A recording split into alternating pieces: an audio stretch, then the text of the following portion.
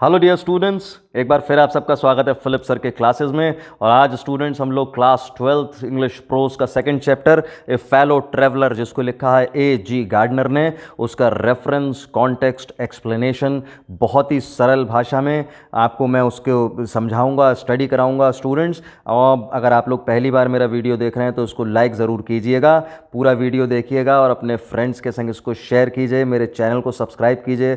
Students, बहुत सारे ऐसे बच्चे हैं जो इन वीडियोस के थ्रू स्टडी कर सकते हैं और जिनको इससे फ़ायदा हो सकता है। तो स्टूडेंट्स, ये ए फेलो ट्रैवलर, इसका रेफरेंस, कॉन्टेक्स्ट और एक्सप्लेनेशन, मैं इसमें आपको 6 ऐसे पैराग्राफ्स का एक्सप्लेनेशन कराऊंगा जो बार बार लगातार बोर्ड के एग्ज़ाम्स में पूछे जाते हैं। स्टूडेंट्स, इसको बहुत ध्यान से आप लोग देखिएगा, इसके स्क्रीनशॉट्स लीजिएगा, इसको अपनी नोटबुक्स में नोट डाउन कीजिए और अपने नोट्स बनाइए और अपने एग्ज़ाम्स की तैयारी कीजिएगा। स्टूडेंट्स, मैं आपको इसके इंग्लिश में और हिंदी में, दोनों में मैं आपको इसका एक्सप्लेनेशन समझाऊंगा। स्टूडेंट्स, आइए देखते हैं इसका पहला जो पैराग्राफ है वो क्या है। I do not know which of us got into the carriage first. Indeed, I did not know he was in the carriage at all for some time. It was the last train from London to a Midland town, a stopping train, an infinitely leisurely train, one of those trains which give you an understanding of eternity. आइए students, हम लोग इसका सबसे पहले reference देखते हैं। Reference हम लोग क्या लिखते हैं? रेफरेंस में हम ये लिखते हैं कि ये पार्ट, ये जो लाइंस हैं वो किस पार्ट से ली गई हैं और कौन इसके लेखक हैं। बस ये 2 ही लाइंस हमको लिखनी होती हैं और पूरे पार्ट का, इस पूरे चैप्टर में से जो भी पैराग्राफ आएगा उस सब का रेफरेंस सेम रहेगा। तो स्टूडेंट्स, मैं रेफरेंस आपको सिर्फ एक बार बताऊंगा और बाकी सब जो पैराग्राफ्स हैं उसमें आप इसको यही लाइंस लिखेंगे। These lines have been taken from the lesson a fellow traveller written by a famous English essayist A.G. Gardiner. बस इसमें यही लिखना होता है कि ये लाइंस जो हैं वो एक इस पार्ट फेलो ट्रैवलर में से ली गई हैं जिसके लेखक A.G. गार्डनर हैं। आइए हम लोग देखते हैं इसका कॉन्टेक्स्ट। दिस डिलाइटफुल ऐसे is about an encounter between a mosquito and the author who were travelling in the same compartment of a train. ये जो बहुत ही अच्छा एक निबंध है वो एक भिड़ंत को, एनकाउंटर को दिखाता है मच्छर और लेखक के बीच में, जो ट्रेन के सेम कंपार्टमेंट में, डिब्बे में सफ़र कर रहे थे। स्टूडेंट्स, हम लोग इसका एक्सप्लेनेशन देखते हैं। The writer was travelling by a passenger train and was left alone in the carriage as all the other passengers had alighted from it on the way side station. जो लेखक है वो एक पैसेंजर ट्रेन में सफ़र कर रहा है और वो अपने डिब्बे में अकेला यात्री बचता है, क्योंकि बाकी सारे उसके संग के जो यात्री हैं वो जैसे जैसे स्टेशन आते जाते हैं वो यात्री उतरते जाते हैं। It was the last suburban train from London to a Midland town. और ये आखिरी सब अर्बन ट्रेन है जो लंदन से मिडलैंड टाउन उस रात में जा रही है। When the train left the outer ring of London behind, the writer was the only passenger in the compartment and only then he realized that he was alone.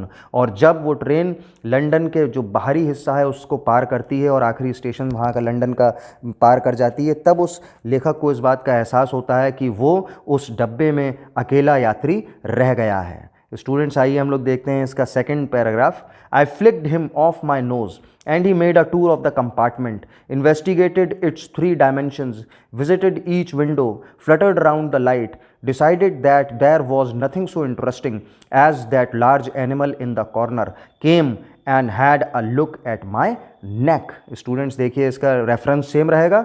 Context में आपको बताता हूँ। The writer was travelling in a train, लेखक एक train में सफ़र कर रहा है। When the last of his fellow passengers had gone, he lit a cigarette, sat down and began to read again. जब आखिरी यात्री उसके संग का उतर जाता है अपने स्टेशन पे, तो वो अपनी सिगरेट जलाता है, बैठ जाता है और अखबार पढ़ना शुरू कर देता है। It was then that a mosquito joined him in the compartment and sat on his nose. और तब वहीं पे एक मच्छर उसको, उसके संग उस डिब्बे में जो होता है वो आके उसकी नाक के ऊपर बैठ जाता है। स्टूडेंट्स, इसका एक्सप्लेनेशन देखते हैं हम लोग बहुत जल्दी से।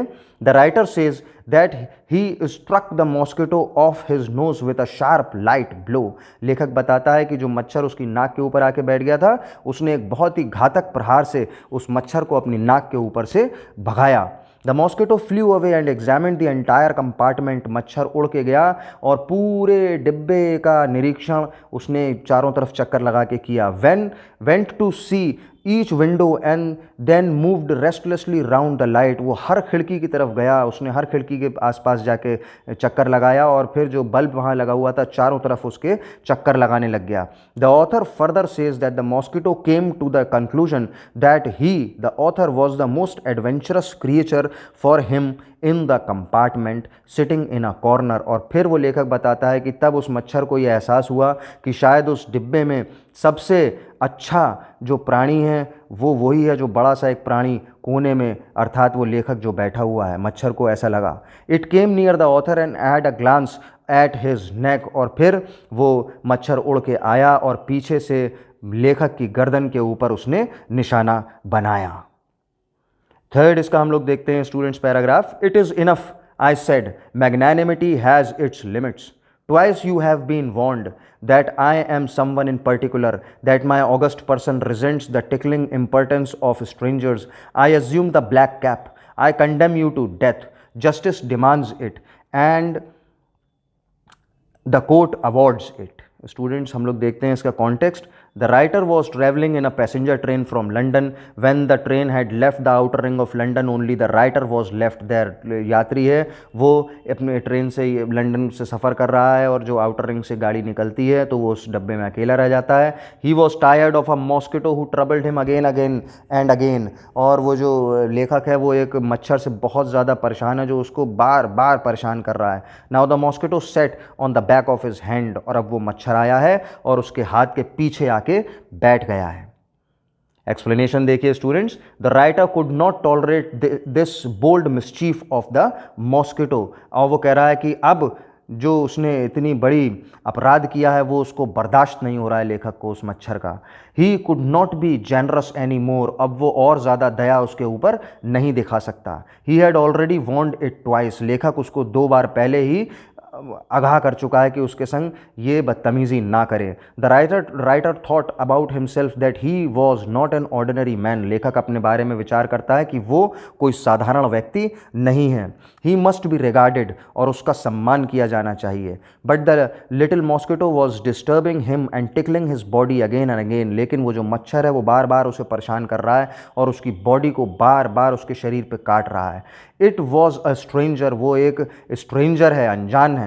सो he decided to punish him. इसलिए लेखक उसको दंड देने का विचार बनाता है। He thought himself to be a जज and decided to condemn it to death as there were many charges against him. और फिर वो अपने आप को एक जज के रूप में देखने लगता है कोर्ट के, और वो ये मानने लगता है कि उसके ऊपर बहुत सारे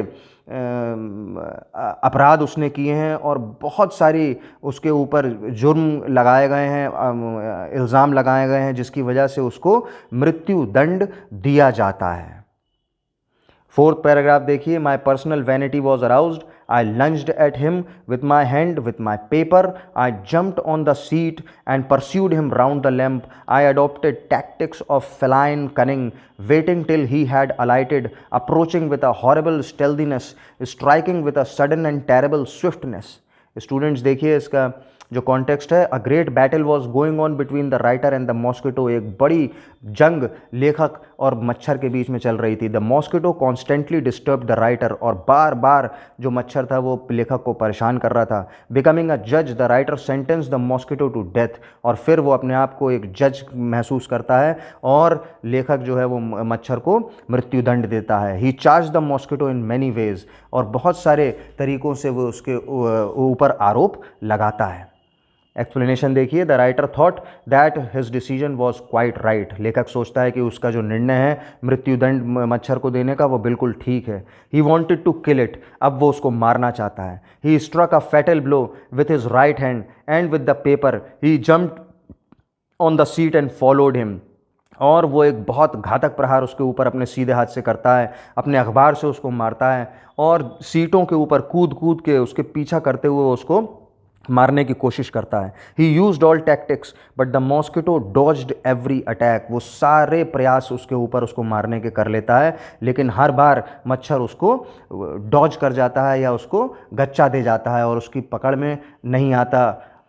but every time he failed. हर बार लेखक जो है वो अपने प्रयास में सफल नहीं होता, असफल रहता है। 5वां इसका हम लोग पैराग्राफ देखते हैं। It was all in vain, he played with me openly and ostentatiously like a skilful matador fencing round an infuriated bull. It was obvious that he was enjoying himself, that it was for this that he had disturbed my repose. और वो इसका हम लोग देखते हैं context. The writer was travelling in a train, writer train में जा रहा है। When all the passengers had gone a mosquito began to disturb him again and again. जब सारे यात्री उतर जाते हैं तो एक मच्छर है जो उसको बार बार परेशान करने लगता है। The writer tried his best to stop him but he did not obey him and continued disturbing him. लेखक उसको बार बार कोशिश करता है कि वो उसे परेशान ना करे, लेकिन बार बार जो मच्छर है उसे परेशान करता है। He wanted him to kill him and framed many serious charges against him but all in vain. वो उसको ऊपर मृत्युदंड देता है और तरीके तरीके से उसको मारने का प्रयास करता है, लेकिन सब कुछ व्यर्थ जाता है। आइए बच्चों उसका एक्सप्लेनेशन देखते हैं। In this passage the writer accept his defeat. ये जो पैराग्राफ आता है यहाँ पे जो लेखक है वो अपनी हार स्वीकार कर लेता है। He wanted to kill him but his all efforts failed and the mosquito went on enjoying this fight. वो हर तरीके से प्रयास करता है कि वो उस मच्छर को मार सके, लेकिन वो असफल रहता है और मच्छर उसकी उस जो युद्ध चलता है, उन दोनों की लड़ाई चल रही है, उसको बहुत ज़्यादा मज़ा उसका लेता है, एन्जॉय करता है। He played with the writer openly and courageously. वो बहुत ही साहस के साथ और बिल्कुल फ्री होके लेखक के उस गेम का मज़ा लेता है। It was a show of a fight between a Matador and a angry bull. और ये बिल्कुल ऐसा प्रतीत होता है जैसे कि एक मैटाडोर और एक नाराज़ गुस्से में कोई जो सांड होता है, जो जैसे स्पेन में लड़ाई होती है, एक व्यक्ति होता है जो योद्धा होता है, वो लाल रंग का कपड़ा हिलाता है और जो नाराज़ और गुस्सा वाला सांड होता है वो उसकी तरफ भागता हुआ आता है और मैटाडोर उसको बेवकूफ़ बनाता है और कपड़ा वहाँ से हटा लेता है। तो वो बिल्कुल ऐसी लड़ाई की तरह ही लग रहा था। In this fight the writer himself behaved like an angry bull. और इस लड़ाई में जो लेखक है वो बिल्कुल अपने आप को ऐसा महसूस कर रहा है जैसे वो उस सांड की तरह है जो गुस्से से भरा हुआ है और इधर उधर वार कर रहा है। And the mosquito like a skilful matador. और जो मच्छर है वो उस योद्धा की तरह है जो बहुत ही तरीके से उस लेखक को बेवकूफ़ बना रहा है। It was clear to the writer that the mosquito was enjoying himself by moving round the man who seemed to him so helpless and stupid। और ये अब लेखक के लिए बिल्कुल स्पष्ट हो गया कि वो जो मच्छर है वो बहुत मज़ा ले रहा है उस लड़ाई का, जो उस चारों तरफ उस आदमी को पूरे उस डब्बे में भगा रहा है, घुमा रहा है, और वो व्यक्ति जो है वो बिल्कुल ऐसा लग रहा है जैसे कि बहुत बेवकूफ़ है और असहाय है। Now the writer changed his feelings against the mosquito and began to enter into his spirit। और अब वो समय आ गया जबकि लेखक अपनी भावनाओं को उस मच्छर के प्रति बदलता है और अब वो उस मच्छर के आत्मा के अंदर प्रवेश करना शुरू करता है या उस मच्छर की तरह सोचना शुरू करता है। आइए स्टूडेंट्स, ये इसका लास्ट पैराग्राफ है, बहुत ध्यान से पढ़िएगा। The obligation is mutual and it is founded on the fundamental fact that we are fellow mortals. The miracle of life is ours in common and its mystery too. I suppose you don't know anything about your journey. I am not sure that I know much about mine। Context में देखिए क्या लिखा है। The writer accepted his defeat in the encounter with the mosquito. Now he decided to pardon the mosquito and withdraw the death sentence. That was the only way to maintain his moral dignity and honour. आइए students इसका explanation हम लोग देखते हैं। Now the writer has changed his attitude for the mosquito. अब वो जो लेखक है उसका एटीट्यूड, उसका व्यवहार, उसका सोचने का तरीका उस मच्छर के प्रति बदल चुका है। ही treats it on equal terms. अब वो एक समानता की भावना उसके अंदर उत्पन्न हो गई है और वो उसको अपने समान समझने लग गया है। He thinks that both are obliged to each other because both have entertained each other। और अब उसको इस बात का एहसास होता है कि वो दोनों ही एक बराबर हैं और उन दोनों का एहसान एक दूसरे के प्रति एक बराबर है कि क्योंकि दोनों ने एक दूसरे का मनोरंजन किया है। Moreover, both of them are mortals। और सबसे बड़ी बात अब वो ये सोचता है कि वो दोनों ही मरणशील साथी हैं या वो नश्वर हैं। So he compares their life to a journey। और अब इसलिए वो अपने जीवनों को एक यात्रा की तरह उसकी तुलना करता है। None knows when and where this journey will end. दोनों में से कोई भी नहीं जानता, हम में से कोई भी नहीं जानता कि ये यात्रा कब और कैसे कहाँ समाप्त हो जाएगी। Both have taken birth in this world. दोनों ने इस दुनिया में जन्म लिया है। इन्जॉय देयर लाइफ, अपनी अपनी जीवनों को भरपूरी से जिया है, उसका मज़ा लिया है। Wander hither and thither and ultimately die and this world becomes dark to them, और इधर उधर घूमे हैं, सब जगह सब काम उन्होंने किया है, लेकिन अंततः उनके इस जीवन को ख़त्म हो जाना है और मृत्यु आ जाएगी उनको, और ये जो पूरा संसार है ये अंधकार में हो जाएगा। This is the philosophic attitude of the writer about life, और ये उस लेखक का एक फिलोसफिक एटीट्यूड है जो वो मनोवैज्ञानिक तरीके से जीवन को देखता है और फिर वो उस मच्छर को अपने समान पाता है। तो स्टूडेंट्स, ये इस चैप्टर के सब इम्पॉर्टेंट एक्सप्लेनेशंस हैं जो मैंने आपको कराए हैं, उनको बहुत अच्छी तरह से तैयार कीजिए। Wish you all the best students. Thank you students.